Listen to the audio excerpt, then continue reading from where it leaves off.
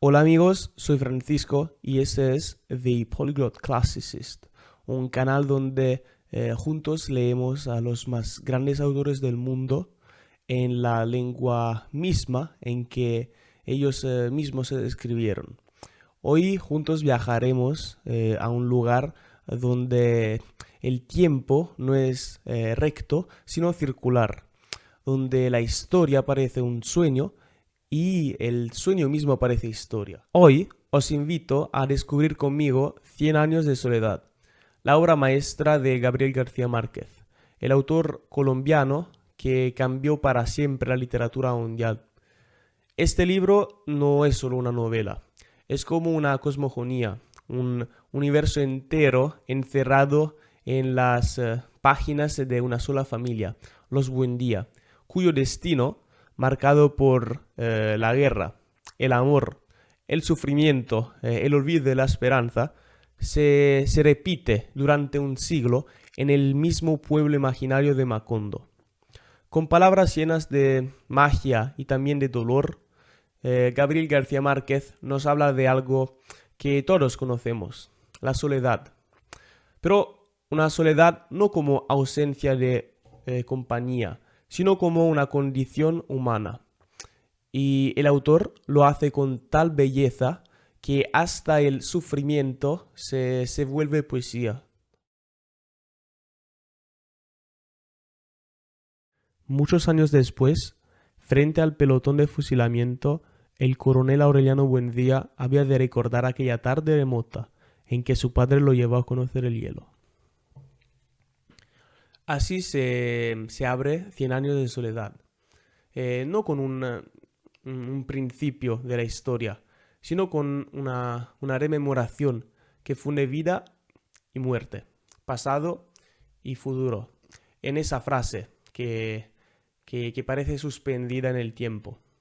Desde ese instante inaugural, el lector comprende que no se adentra en una narración lineal, sino en una espiral genealógica, donde los nombres, los gestos y también los destinos se repiten sin cesar, como si el tiempo no fluyera, sino que girara en círculo. La saga comienza con José Arcadio Buendía y su esposa, Úrsula Eguarán, que es también su prima. Ellos, huyendo de un crimen ancestral y del temor a engendrar hijos con la cola de cerdo, se internan en la Silva y fundan Macondo, un lugar sin pasado creado desde el mito. Macondo era entonces una aldea de 20 casas, de barro y caña brava, construidas a la orilla de un río de aguas diáfanas, que se precipitaban por un lecho de piedras pulidas, blancas y enormes, como huevos prehistóricos. Y allí, en ese rincón apartado del mundo, José Arcadio se entrega a los sueños de alquimia, a los mapas imposibles, a los experimentos traídos por los gitanos y en especial por Melquíades, ese enigmático sabio que introduce el germen del conocimiento y también del destino en la casa de los Buendía. A medida que pasan los años, mientras José Arcadio se pierde en sus delirios y acaba atado a un árbol en el patio, Úrsula se convierte en la piedra angular de la familia, la única capaz de mantener un orden frente a la creciente locura de los suyos. Ella vive más de 100 años, observa morir y también nacer generaciones, pero ni siquiera su sabiduría puede contener el avance inexorable del destino, de la fatalidad. A lo largo de la obra se suceden los Aurelianos y los José Arcadios, siempre repitiendo los mismos nombres, como si la identidad fuera una máscara heredada. Los Aurelianos suelen ser introspectivos, silenciosos, dotados de una lúcida melancolía. Los José Arcadios, por el contrario, se caracterizan por su brutalidad, su fuerza y también por su destino trágico. Mientras los aurelianos eran retraídos, pero de mentalidad lúcida, los José Arcadio eran impulsivos y emprendedores, pero estaban marcados por un signo trágico. Entre ellos destaca la figura del coronel Aureliano Buendía, quien, al verse arrastrado por las luchas intestinas de su país, participa en 32 guerras civiles, pero no consigue lograr ni una sola victoria.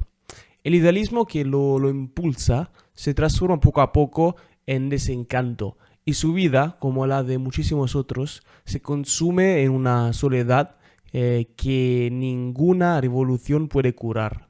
La historia de Macondo avanza no como una evolución, sino como una descomposición lenta y cíclica.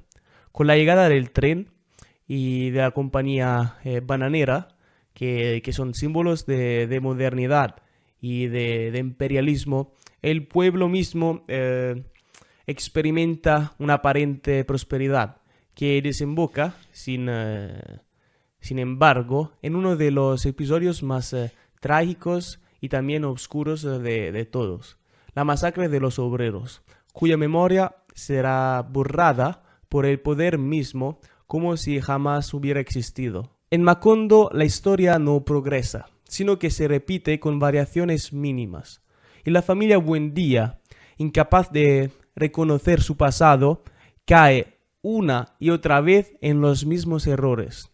Solo al final, cuando ya todo está consumado, nace Aureliano Babilonia, quien logra finalmente descifrar los manuscritos de Melquíades, escritos en una lengua ya olvidada, que solo podía entenderse cuando coincidiera con la realidad misma.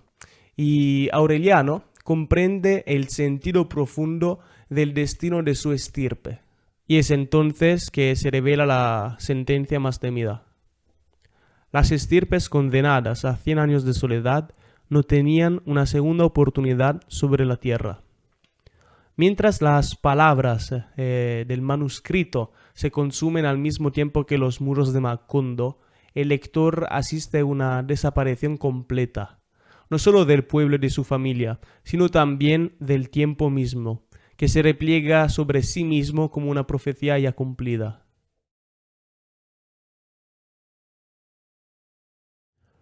Cien años de soledad es, a primera vista, la historia de la familia Buendía y del pueblo imaginario de Macondo. Pero bajo esta trama mágica e envolvente se esconde una lectura simbólica.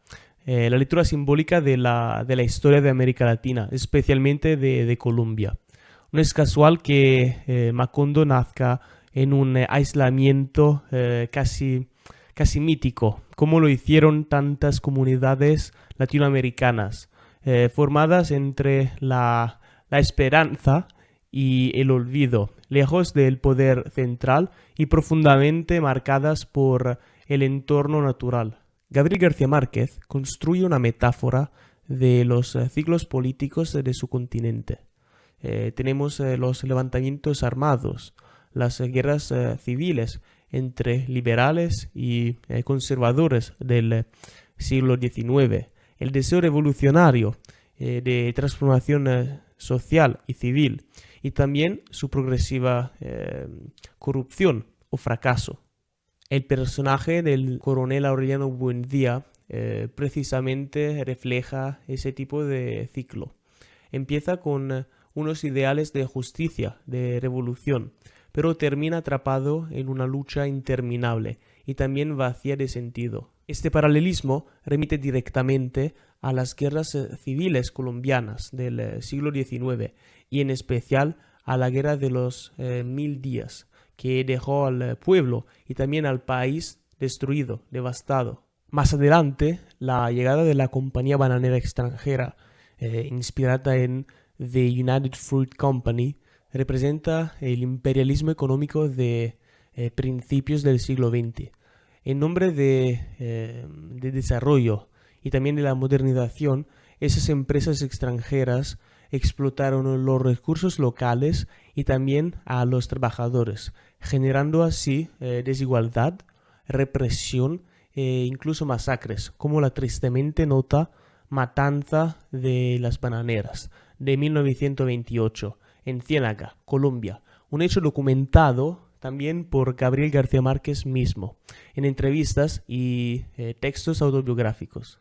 Por eso, Cien años de soledad no es una novela, simplemente. Es una advertencia, un acto de memoria. También una forma de resistencia cultural. En ella, el realismo mágico no oculta la realidad, sino que la revela, como si solo a través del mito se pudiera decir la verdad. Gracias por haber llegado al final de este vídeo. Espero que esas palabras os hayan gustado y también os hayan sido tan agradables como a mí contarlas.